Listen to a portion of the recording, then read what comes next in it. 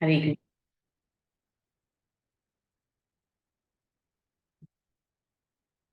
Hare Krishna.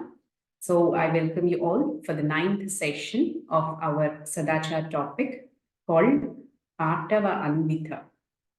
Does anybody know from where did this particular quality come? From which text? Patava Anvika. Any guesses? So interestingly, Patava Anvita is one of the 26 transcendental qualities of Srimati Radharani. And what does that mean? Expertise in performing her duties. Patava. Yeah, even in Telugu or in Sanskrit, they say Pratibha Patava. Yeah, what is the meaning of Patava? Patava means expert. Expertise in what? In performing one's own duties. So this is not an ordinary quality, it's the quality of Srimati Radharani herself. So it's a very, very glorious quality. Who is Srimati Radharani? The supreme lover, the supreme servitor of the supreme devotee of Lord Krishna.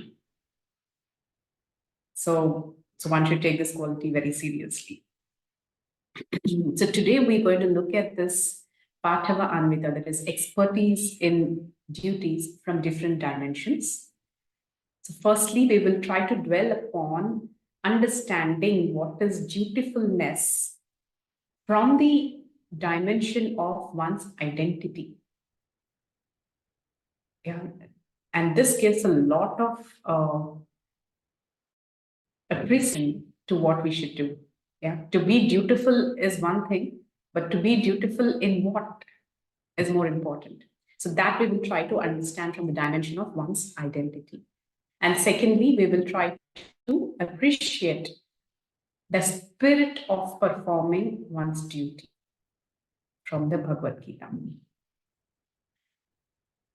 And also we will try to touch upon some beautiful concepts from the Yaksha Prashnas by Yudhishthir Maharaj, by Yaksha to Yudhishthir Maharaj in relation to duties. So let us begin the session. So we will first try to understand the two different types. So in this beautiful famous treatise called the Jaiva Dharma, Srila Bhakti Thakur explains that every living entity which is born in this material world has two dharmas. Please listen carefully. One is the Nitya Dharma, one is the Naimittika Dharma. Yeah. What is Nitya Dharma? What is Naimittika Dharma? Nitya Dharma, duty of the soul as in when it is in the spiritual world. Naimittika, it is coming from the word nimitta, means confinement. Right? The soul that is eternally free in the spiritual world, when it comes in contact with material nature, becomes bound or confined. Yeah, that is why it is called Naimittika Dharma. So just like, and this Naimittika Dharma is transient. The example that has been given in the book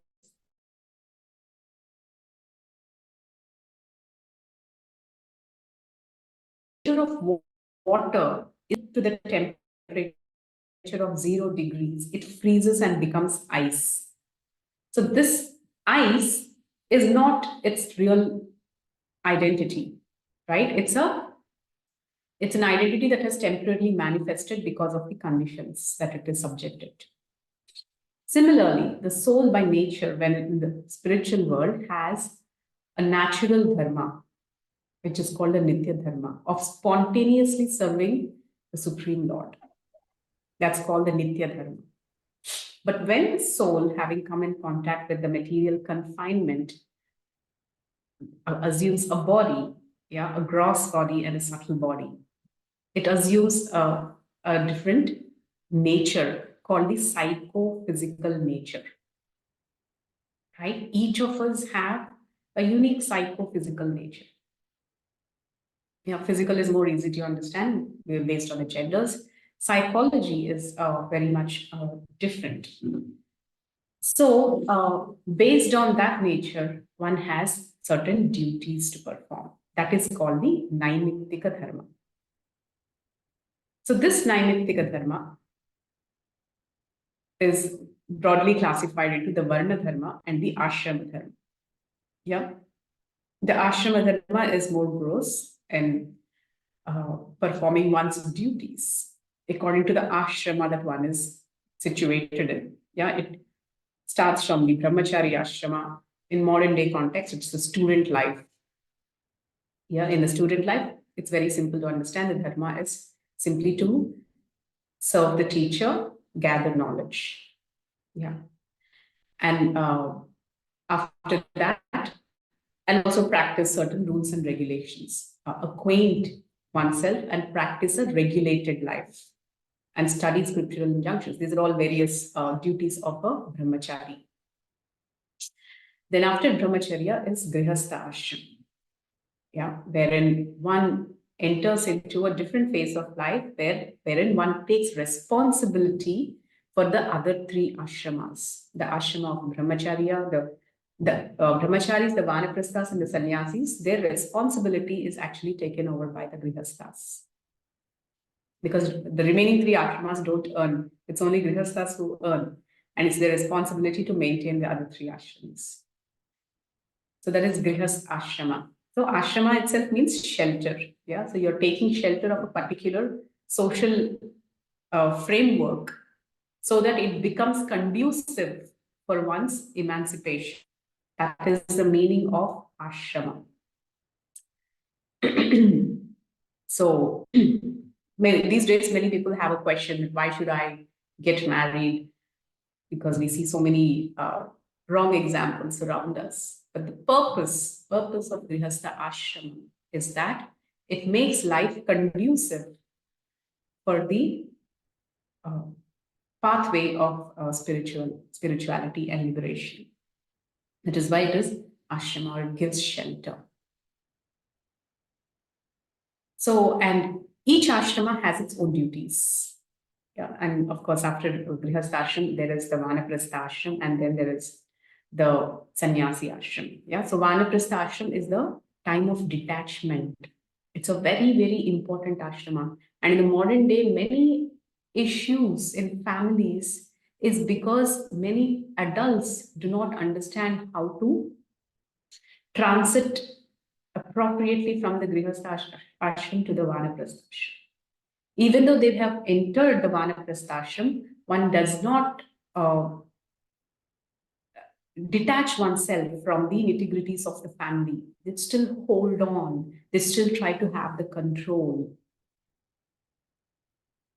Yeah, because they have no training about the higher purpose of life. So because of which in the family, there's a lot of chaos. One of the reasons why, a lot of joint families are breaking up these days is because simply there is no basic training of the purpose of life right from the childhood. Yeah. Kaumaram Acharit Pratnyo, when one understands what's the purpose of life, what is my duty in each ashram, it is such a beautiful system, the whole Varnashram system that has been given by Lord Krishna. It is so scientific. When appropriately followed, it automatically leads one to the path of liberation. It becomes so easy. People who follow Varnashrama properly, for them, spiritual life becomes very easy. And they are the people who are very steadfast on the path. Yeah, because Varnashram actually as an institution is planned, is given in such a way that it's a progressive way of life. Progressive way of life. So, after Grihastha Ashram is the Vanaprastha Ashram. So, Vanaprastha Ashram is that ashram that is, whose duty is to simply detach oneself from the ties gradually, delegate the responsibility to the younger generation, and prepare oneself to a total detachment and contributing one's wisdom and practices for the upliftment of the society full time. Yeah, that's the responsibility of the Vanaprastha ashram. Earlier, Vanaprasthas means they used to go to the forest, but in the modern day, Kali Yuga, it's not a recommended practice because none of us have the training to live in the forest jungle. So remaining within the society, one can focus their time and energy in the positive contribution to the society by giving the second generation an opportunity to head. Yeah. And then final ashram is sannyas ashram. It's the phase of complete renunciation and complete focus. I mean, they have nothing more and nothing else to do with the society. And completely focused, complete dependence on the Supreme Lord's mercy. Yeah, and even for their food, I mean, it's like a total attachment to the Supreme Personality Godhead. So that's the sannyasi ashram. So every ashram has stipulated duties. If we search our Dharma Shastras, either the Ramayana or the Mahabharata or the Srimad Bhagavatam, very beautifully explains what are the various duties that are prescribed for each ashrama. So that is why reading Dharma Shastras has been a part of the curriculum of the earlier days education, because one is acquainted with with one's dharma. So so for most of us, I'm sure we're all in the either in the student life or in the grihastha ashram. I will just touch upon a few duties that are prescribed to these ashramas. So as I said, in the life of the student, the duty is to acquire knowledge and also serve the teacher and make up one's mind as how they are going to lead the rest of life. Prepare oneself for taking responsibility of the family and the society. It's a preparation period. So sometimes students ask me one question. I'm only taking and taking and taking, not giving. I won't grow up and give. So I suggest them be patient. When you're taking, take nicely. Yeah, a seedling sprouts and grows up into a plant. And when it's in the plant stage, it needs a lot of care. It takes from the soil, it takes from the sky, it takes water from the Yajamani. Then it needs to be fenced. Too much of care and action. Yeah. But the plant need not regret that I'm taking too much, because once it grows up and becomes a tree, it gives shade to all. Yeah. So one should be patient. See again the previous quality of patience.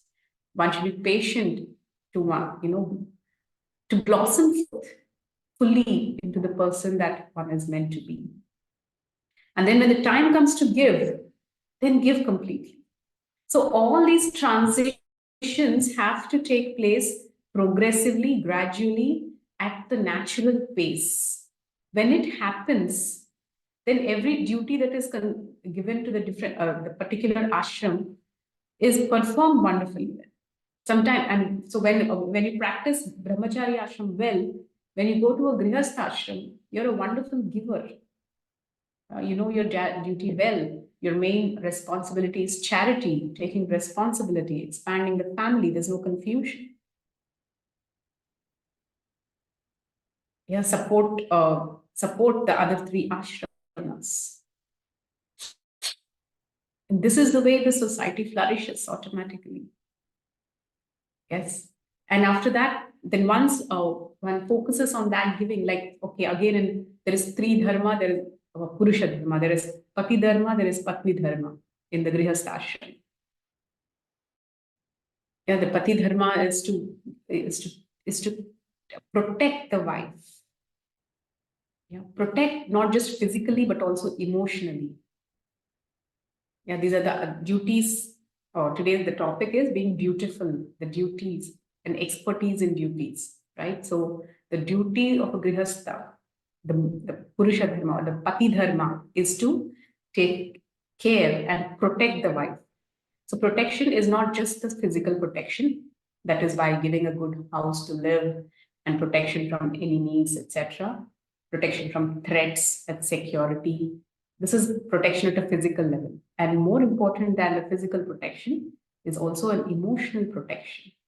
This is the responsibility of the husband towards the wife. What is emotional protection? That is, when a newly wedded wife goes to a new family, she's subject to, especially if it's a different culture, it's a new place, there's a lot of emotional vulnerability. And throughout the journey of life, especially women are emotionally vulnerable. So it's the duty of the husband to protect the woman's emotions. So protection is one of the primary responsibility. And protection does not mean, man is strong and women is something weak. It's just that, they're made for different things.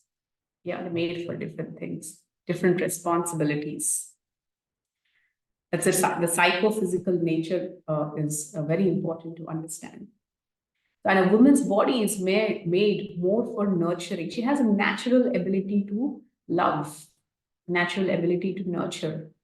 That's the way the body and mind is made. So what is a responsibility? What is Patni Dharma? Patni Dharma is to care for the husband. Yeah. It is when a husband returns home, she should be warm in receiving. And it is said it's also the Patni Dharma to maintain shaucham, cleanliness in the house. To receive guests well, this is one of the most important responsibility of grihasthas, to receive guests well. And also to offer comfort to the members of the family. This is again the responsibility of a Patni. Yeah,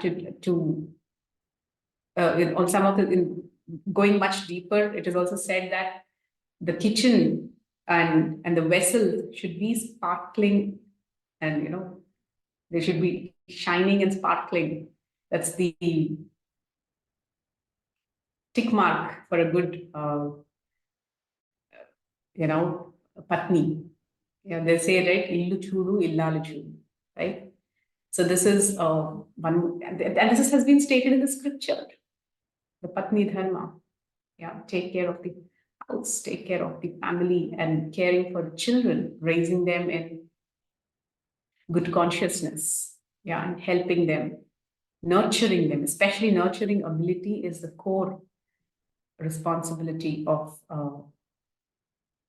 the patni, the wife in the grihastha. So these are the various duties, and we see when we read scriptures, they're full of great women who have followed these great patni dharmas, and it have made them so powerful. Sati Anasuya, Sati Savitri, they all have commanded nature with their power of pativritya or the chastity.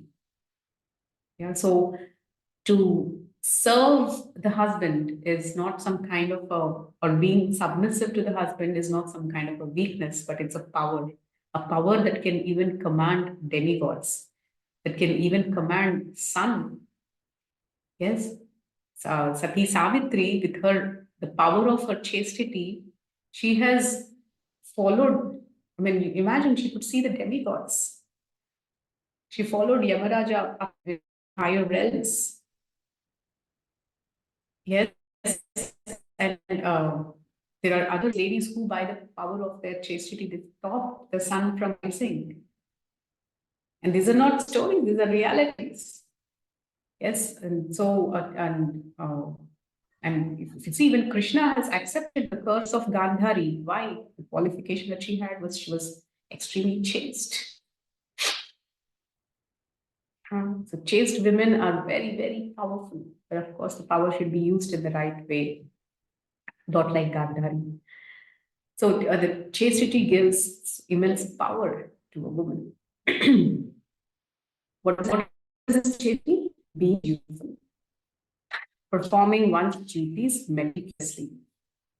Yeah, that is what is Patava. Patava means meticulous performance of duties.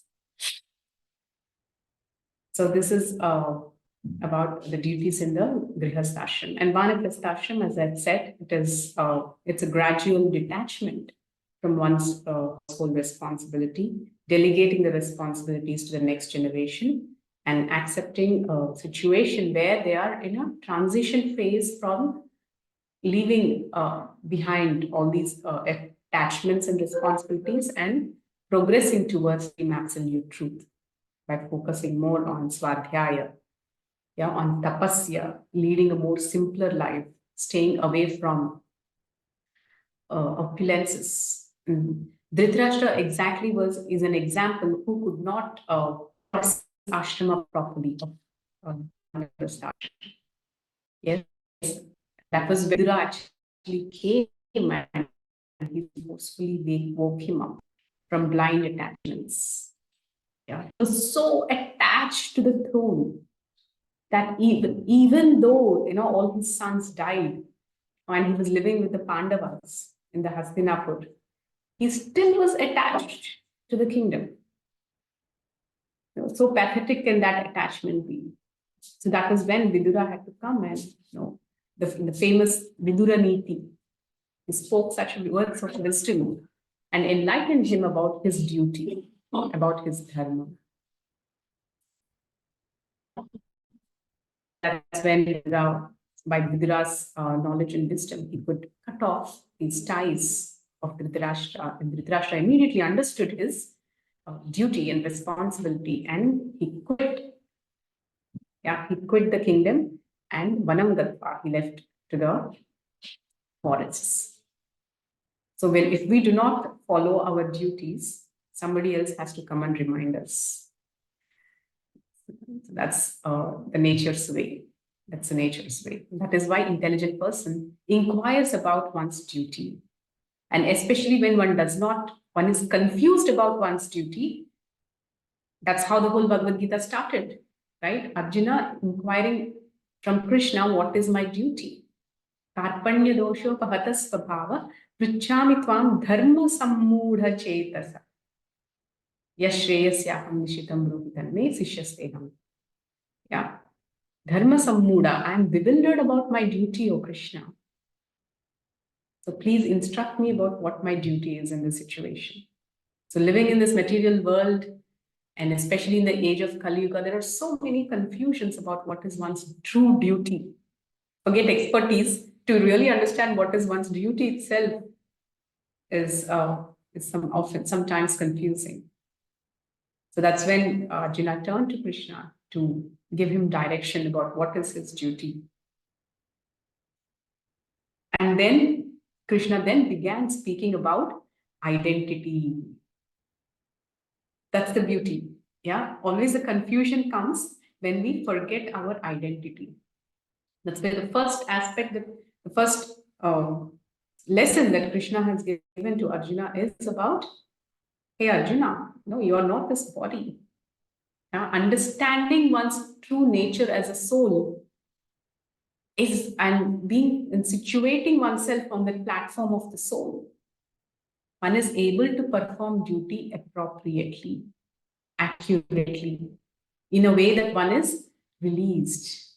Yeah. So coming to Naimittika Dharma, the Naimittika Dharmas have to be performed in such a way that it takes one from their temporary position to their eternal position. Yeah, that's the relationship between Nitya Dharma and the Naimittika Dharma.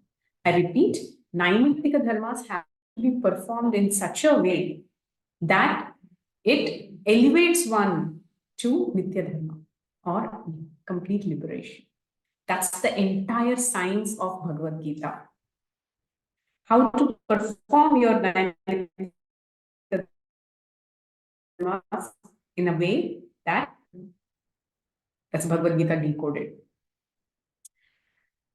So that is so that's about Lord Krishna. Yeah, Arjuna being bewildered about his duty and inquiring from Krishna.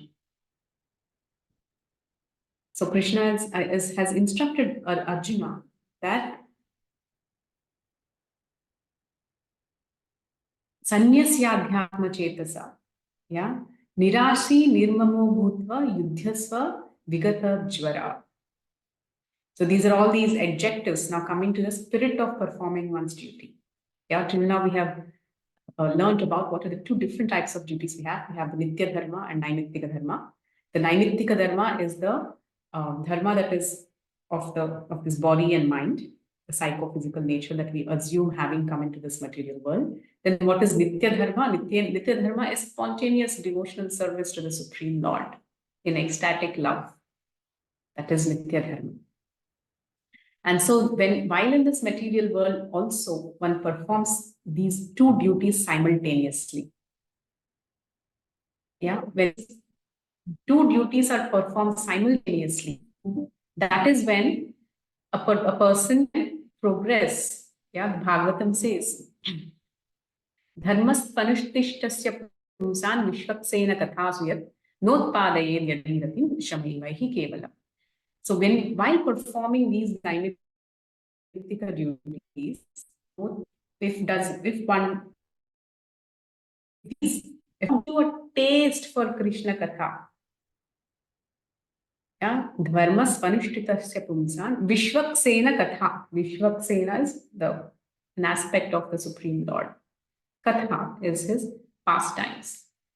Vishvaksena kathasuyat notpadayet na utpadayet yadi ratim. If it is not giving you the rati or attachment to hear about Krishna, to know about Krishna, towards the personality of Lord Krishna, towards spirituality, if it is not taking you close, if it's not giving you the taste,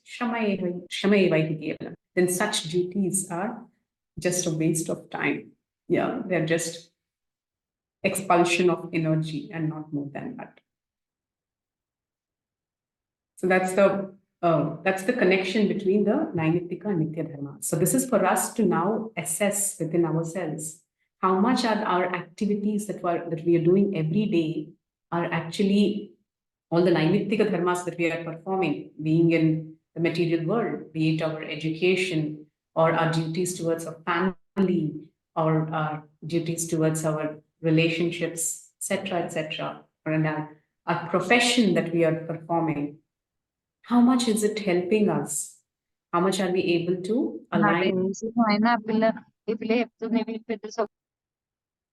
Yeah, how much are they harmoniously going ahead? I mean, in a way that one is helping the other. And this is for us to introspect whether how much we are progressing. Yeah. Then coming to the spirit of performance. So how do we actually then perform the Naimitika dharmas in such a way that it will take us towards our Nitya dharma? Here is where Krishna has answered Arjuna. Yeah. Nirashir nirmamo bhutva yuddhasva vigatachvara. Sanyasyadhyatma chetasa. Yeah. So sanyasyadhyatma. What is sanyasyadhyatma? With adhyatma chetasa. But chetasa means the consciousness. The consciousness should be totally internalized in Krishna consciousness. Yeah, that is sanyasyadhyatma chetasa. So when the consciousness is internally fixed, yoga, yeah, when the consciousness is fixed and united with the Supreme Personality within the heart, yeah, with the spirit of nirashi. Nirashi means without expecting anything in return. Yeah, one performs duties without expecting anything in return. Nirmama, with no sense of doership. That is, hey, I am doing this. This is, this doership is one of the very subtle anartha of the ego. Yeah, and it's very difficult to even identify it. Yeah, ego is very difficult to catch. It's very, very subtle. The tricks of the mind at least is easy to catch, but how subtly the ego acts and attacks is very, very difficult to understand. Yeah, it's difficult to grasp it. So, and because ego is the thing that is binding us to material nature. And actually, at the time of leaving our body, what is just like you see, how do you evaluate somebody's progress? Yeah, you give some marks, right? So many marks, that is 60 out of 100. or 50 out of 100, or 40 out of 100, something like this, and then you pass them to the next class. So at the time of death, what is tested in us is how much false ego have we given up. This is a parameter. Yeah. So how much false ego has been given up, that much progress we have made in this life. And from the next life, we should start from the remaining aspect. Yeah. So ego it's very subtle, and it gives the ahankar, and it gives a sense of doership. I am the doer of the activities. I am controlling. So I should be the enjoyer. The I-centeredness, yeah, is mama. So with what consciousness should one perform duty? What is Krishna's recommendation? Nirmamu. Yeah, Nirashi Nirmamu.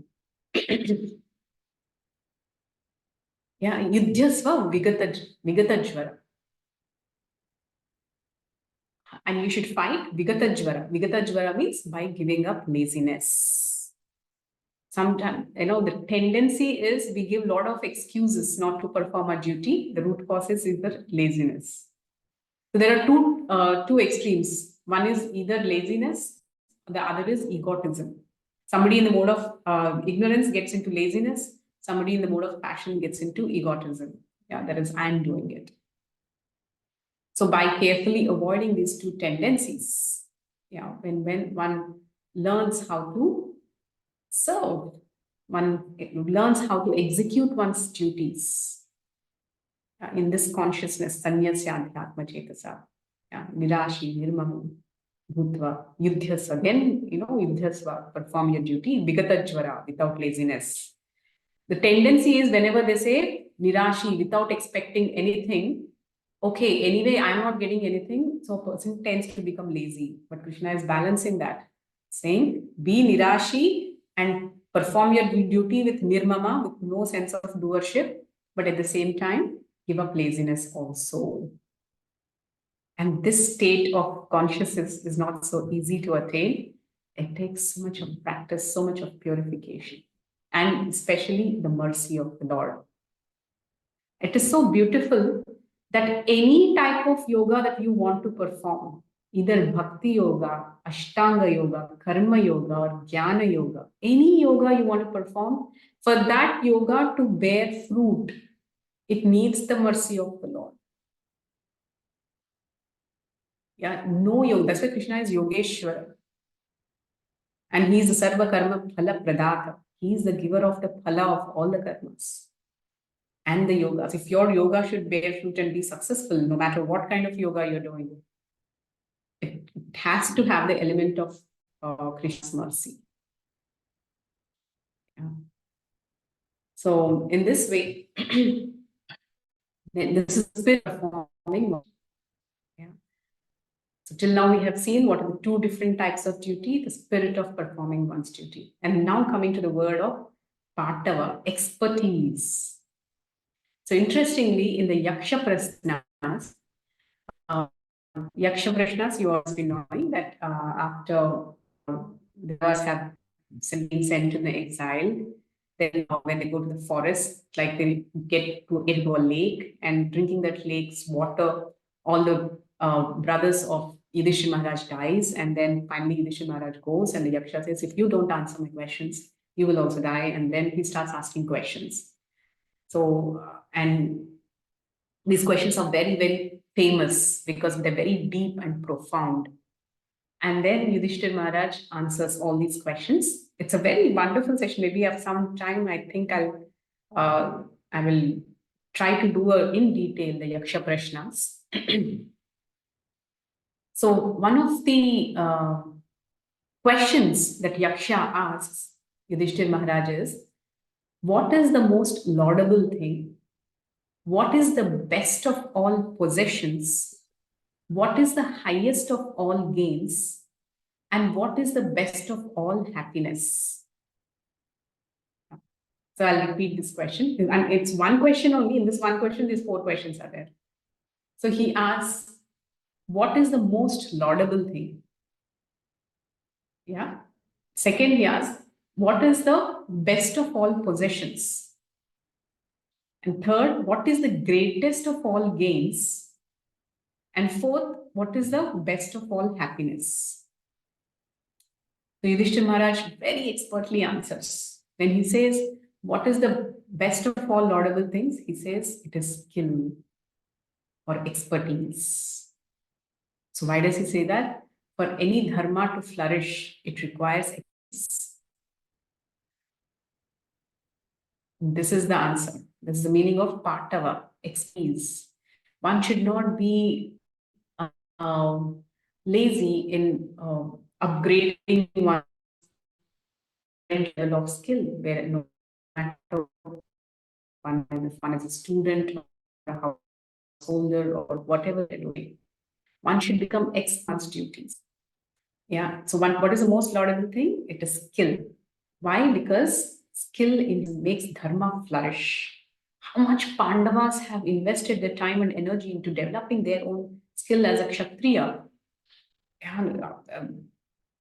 Arjuna, Sabyasachi Arjuna, he never even used to sleep in the night.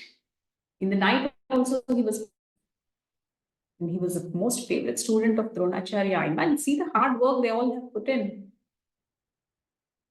Sometimes we think the spiritual life means, okay, I'll just chant my rounds and then remaining time I'll just sleep. That's not a devotee. Yeah, a devotee means see the example of Hanuman, Arjuna. They have fought world wars. Be very active, and they're always honing and polishing their skills. Expertise is very, very important, and one should not be lazy in developing expertise and skill in whatever they are doing. And what is the best of all possessions? Yudhishthira Maharaj says knowledge. Yeah, knowledge is that which is best of all possessions. And then that's why it's called Vidya Dhana. Yeah, Vidya Dhana. The Vidya, that is the true knowledge that you have acquired, it can never go waste at any point of time. And it is with you, a part of you for lifetimes. Yeah, so that's the best of all possessions is knowledge. And what is the greatest of all gains? Very interestingly, Yudhishthira Maharaj says the greatest of all gains is health. Why health is the greatest gain? Without good health, you cannot do anything. Srila Bhaktivinoda Thakur says in one of his essays, what is the most important part of sadhana is good health. Because when there is no good health, one's sadhana cannot be consistent. And once health is lost, everything is lost. One cannot perform any duty, forget gaining expertise. So health is basic, and one has to take care of one's health, and one has to take responsibility of one's health. And it's not very difficult to maintain the body's health. You simply act with intelligence and self-control. It's easy. The machine that has been given to us by God, it's by His mercy, it's in good condition, and it's not very difficult to maintain it. But the tendency is, because of the mind, we tend to complicate the needs. I was recently reading the one very nice books by a very senior disciple of Prabhupada, Kahwa Mataji. So many times we have cravings for sweets. Yeah, crave a lot to eat something sweet and sweet. So that's not the need of the body. That's the mind that is prompting you to ask for it and go for it.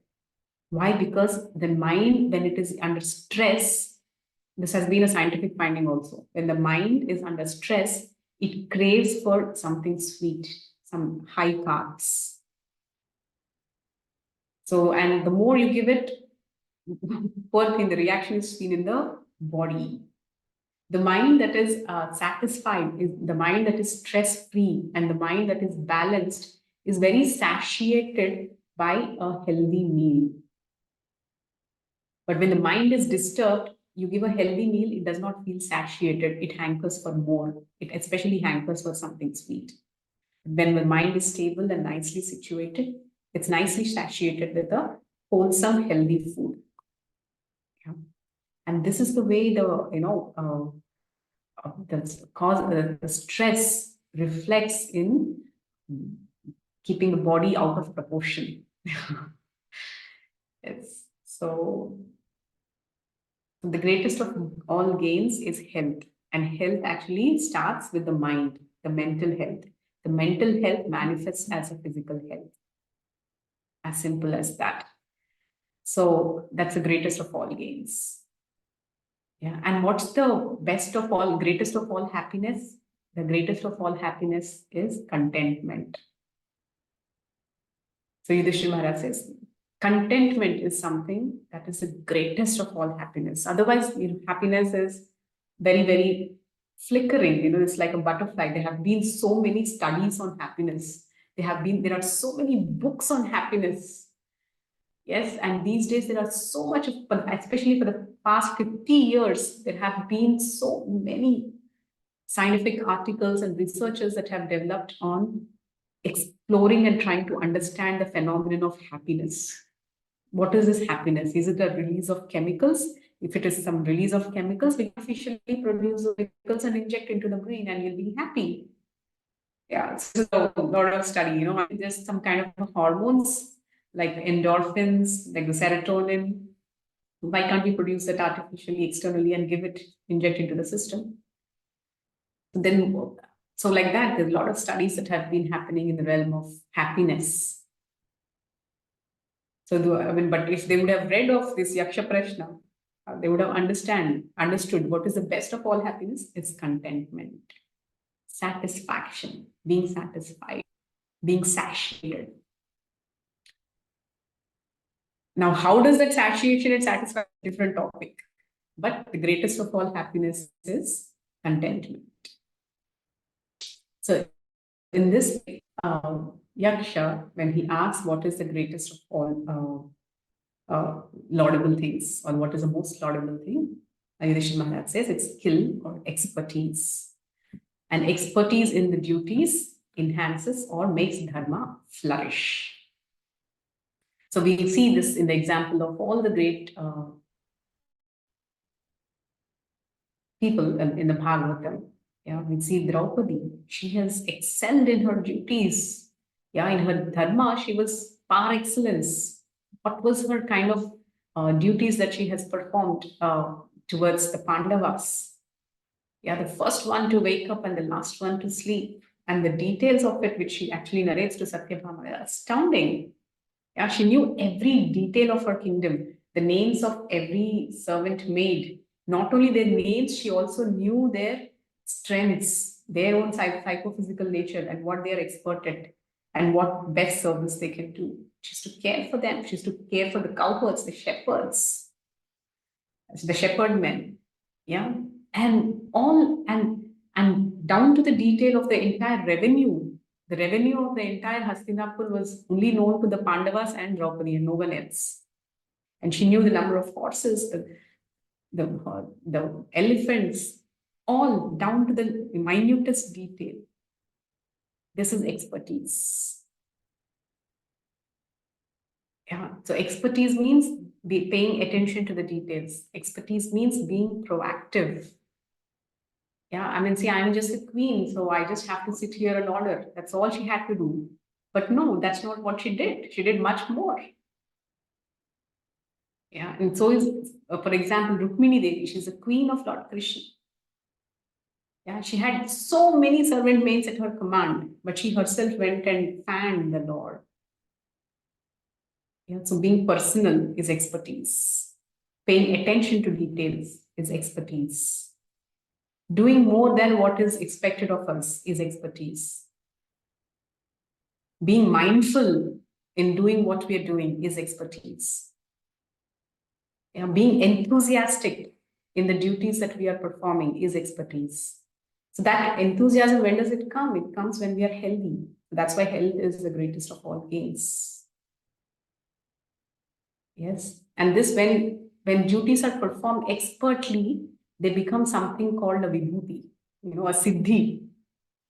Like, for example, if you've ever tasted the dal prepared by your grandmother, how does it taste?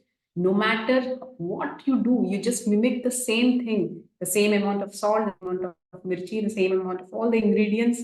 You just copy it, but it will hardly taste as what your grandmother has prepared. Why? Patava. Because your grandmother has been preparing it for several decades. It is said that any skill which is practiced for 20 years becomes a vibhuti or becomes a siddhi, and power in you that, it expresses itself in its perfection. That's called siddhi. So that's why, a grandmother, when she makes dal, within no time, it is so different, so yum, so perfect. Why? For the last few decades, she's been preparing it. It has become a siddhi. That's called expertise. So expertise is in being, regular about it, being creative about it, being dutiful about it. Yes, and performing it, as I said, again, down to by paying attention to the detail, by being personal, by being loving. So this is expertise. So, and with expertise, when one performs duties, that is what is Patava Anvita. Yeah, Patava Anvita is with expertise, one performs one's duties. And that is the very quality of Srimati Radharani. And that's the quality with which she serves Lord Krishna. Yeah, if you see Vrindavan is the simple, beautiful cowherd community. It's cowherd community full of the gopis, the way they churn the butter. And you read some books like Ananda Vrindavan Champu. It has descriptions about what kinds of food, bhoga, they used to prepare for the pleasure of Lord Krishna. It is said that Srimati Radharani has never repeated one dish. Yeah, again, when she used to personally cook for Krishna, and she never repeated a dish. Every day she used to perform something new, make something new. And what was Yashoda Maya's expertise in serving Krishna? The elaborate preparations of food, of bhoga, the best of ingredients out of so much love for the Lord. And with such attention to details and with such love, that is expertise. And with all the expertise, Radharani always feels that, I have no qualification to serve Krishna. I have no expertise at all to serve Krishna. So that's the humility. So expertise, true expertise in one's dharma makes one very humble and not condescend. So as we see, Srimati Radharani in the highest excellence of the quality of dutifulness, Patavanvita. So I'll just conclude here. Today we have discussed about the quality of dutifulness. I have tried to explain it in terms of identity, one's identity. There is two types of duties, the Nitya Dharma or the eternal duty, and Naimitika Dharma, the duty that one performs when in the bound state. Yeah, Nitya Dharma and Naimitika Dharma. Then I have spoken about the spirit of performing duties. And from Yaksha Prasnas, we have also seen that what is the most laudable thing about one's duty, that's the expertise. And seeing various examples, we try to understand this. So I will end here. I will leave the floor open for any questions.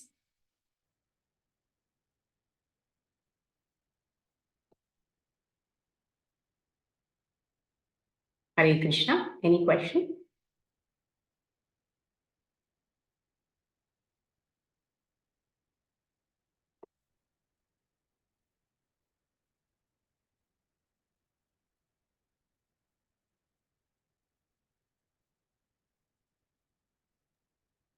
Hare Krishna, Mataji. Hare Krishna. Hare Bol Anvika. Hare Krishna, Mataji.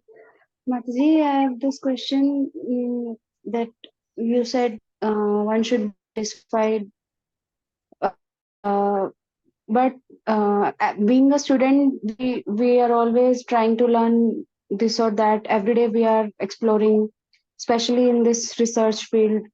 So, how to balance between the two, that I should be satisfied also, and I should also be in this hunger of learning new things.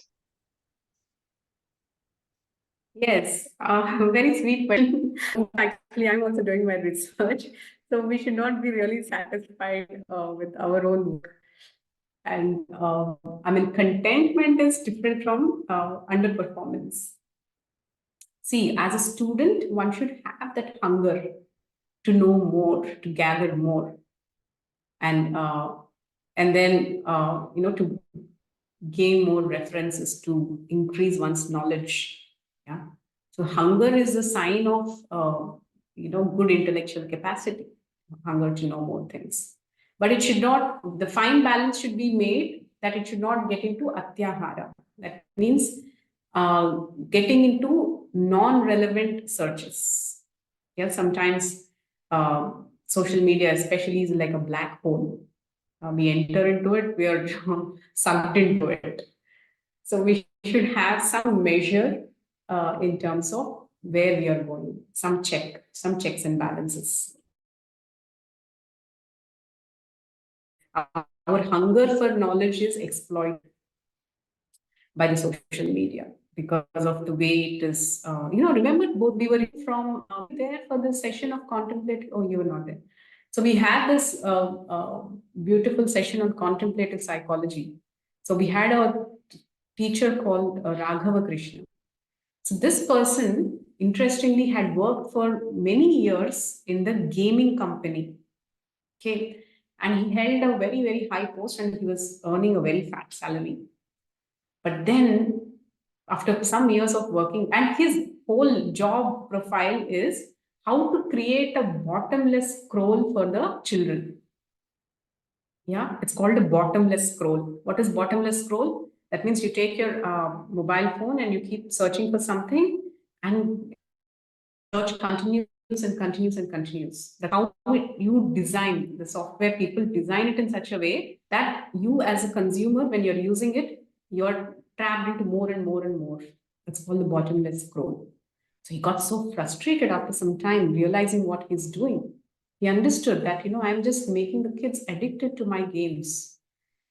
Yeah, by the kind of software I'm creating for them. But in the process, how are they getting affected? Yeah, this was where his thought process began. Just keep up his job, even though it was paying him huge amounts.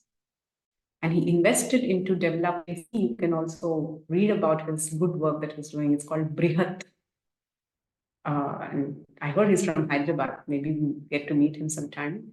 He has started an organization called Brihat, and wherein he's doing a lot of research on the various civilization. What sustains a civilization and what breaks a civilization? How civilizations have evolved and how civilization can sustain. Doing very brilliant research. In fact, all our students were also very impressed by his talks. So, point here is one should understand how social media works and not fall prey to it. Of course, you're very learned and expert, Patava, and I learn all my searches from you only. But the pipasa, the hunger to know, especially about the subject matter of your research, is a very good sign. Such a hunger is laudable. And one should have that hunger and try to acquire from the right sources. The knowledge should be acquired from the right sources. And whenever the knowledge is little, it causes indigestion. The system tells us. So that signal, the biosignals we always get. So in such times of indigestion, then that knowledge has to be applied somewhere. That's the time probably you should start processing it and taking it to the next step. I hope I could answer. Yes, Mataji. Thank you, Mataji. Thank you for the question. You made me reflect on my own research. So Madhishri asks a question. If we perform a duty like studying, how can we relate it to Krishna? Very good question, and practical question, Madhishri. I think you're a med student, right? Madhishri? Yes, Mataji. Oh, yeah. it's very easy. You can just see when you're doing anatomy. Wow, isn't that the brilliant creation of the Lord? Such detail and the way it functions, physiology. You can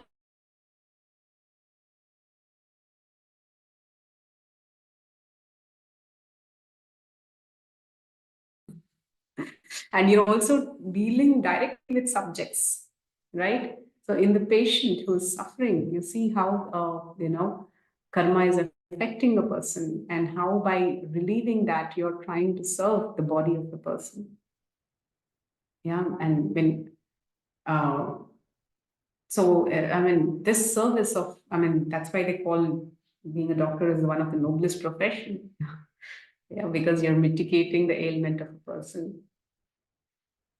So we just first it all just starts with that desire, the desire to see Krishna everywhere, and then Krishna gives the intelligence. And a practical way to do it is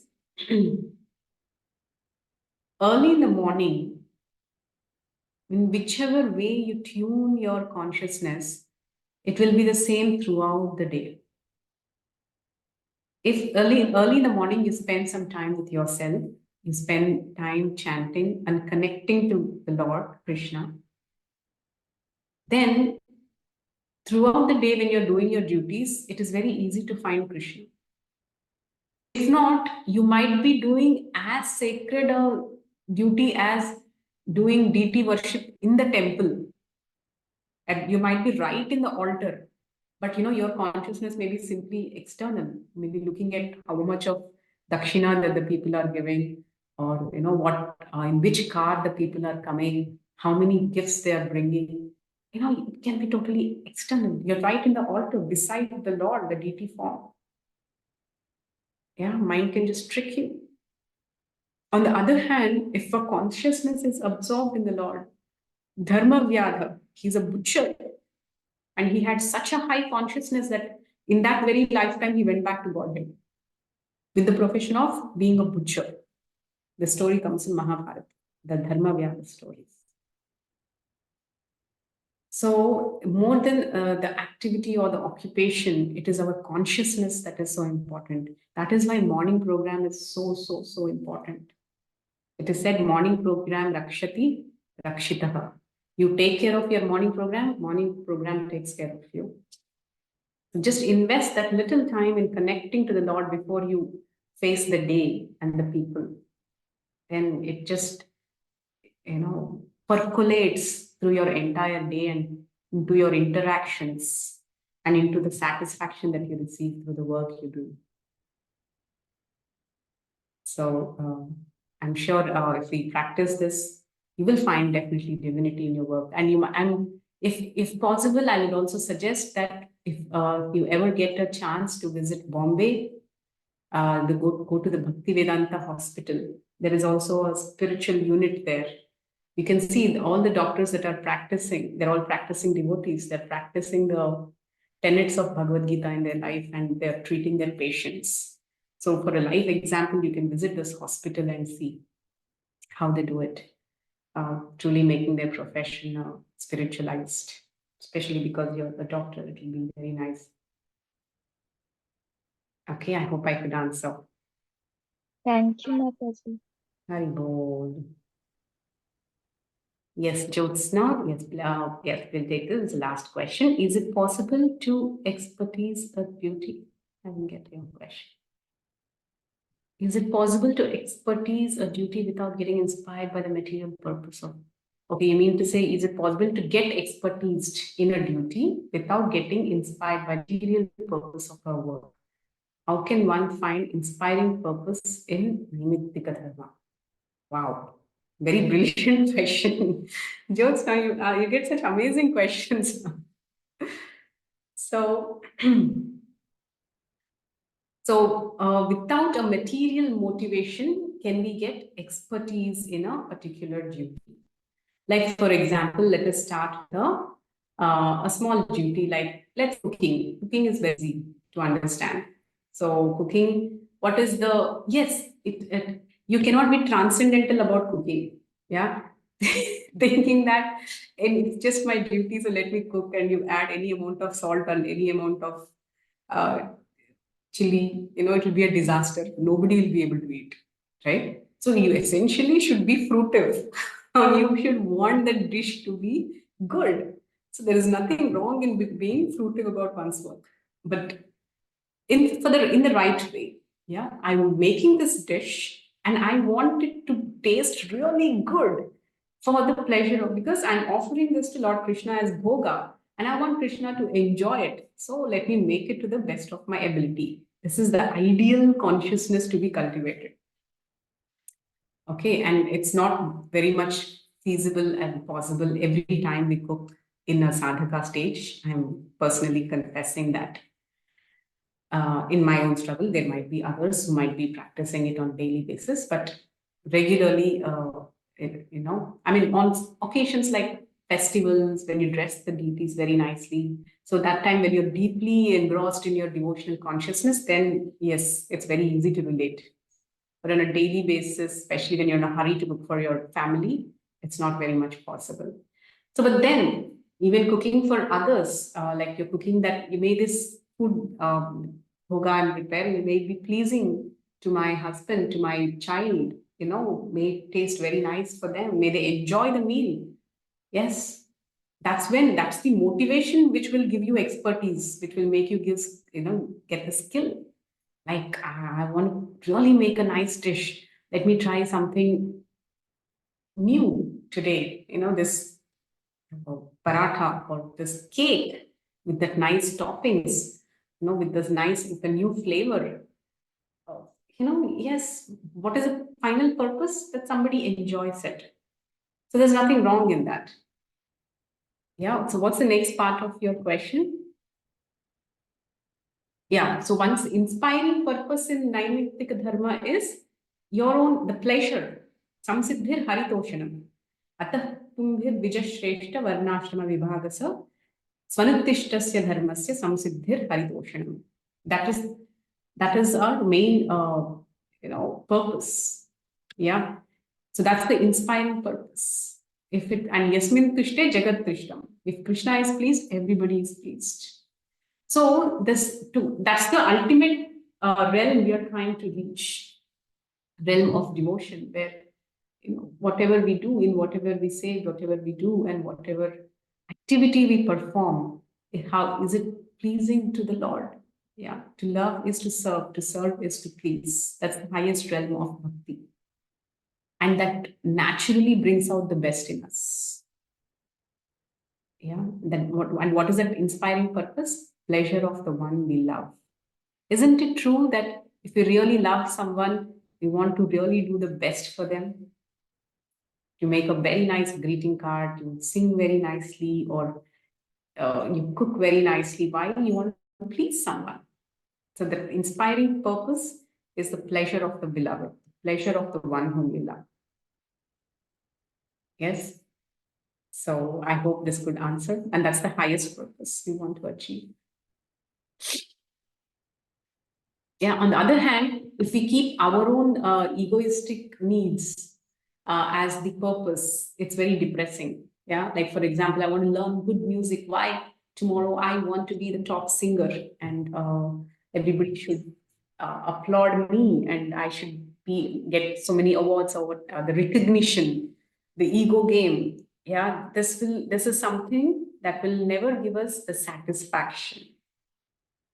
Yeah, it might get us the accolades, the expertise, and even everything under the sun, but one does not gain satisfaction. That is why uh, in reality, in the outside world, if you go and talk to any accomplished artists, they always acknowledge that this talent has been given to me by a higher power. It's not my own. They acknowledge it.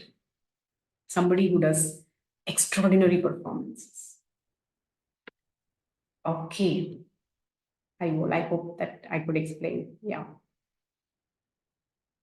So we should always try to keep the pleasure of the Lord, the pleasure of the devotees as our objective of our service and to increase our expertise.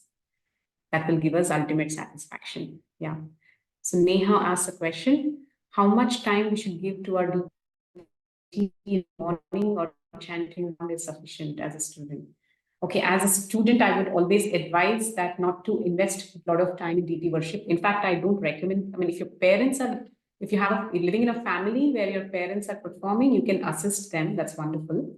But in the student life, try to focus more on chanting in the given realm. And deity worship, you can keep it very simple and don't take deities. You can just take photo frames. Yeah, because student life means you're going to, you're doing your BTech somewhere, MTech somewhere, and your job somewhere. There's a lot of movement. And sometimes you might not get the right place to worship. Yeah.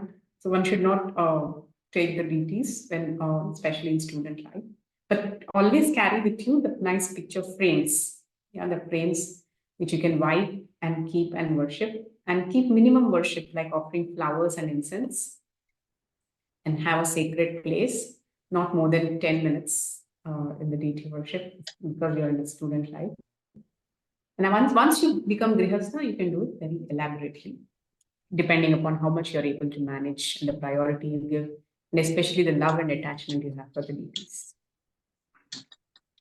And how many rounds are sufficient? Okay. So again, this is a very personal question. It depends on how much time you're able to give. So one should, it depends. It depends on one's conviction in the process. It depends on one's own realization, commitment to the path. Yeah, once chanting naturally goes and becoming stable, one becomes fixed. Yeah, these are all the natural process of bhakti.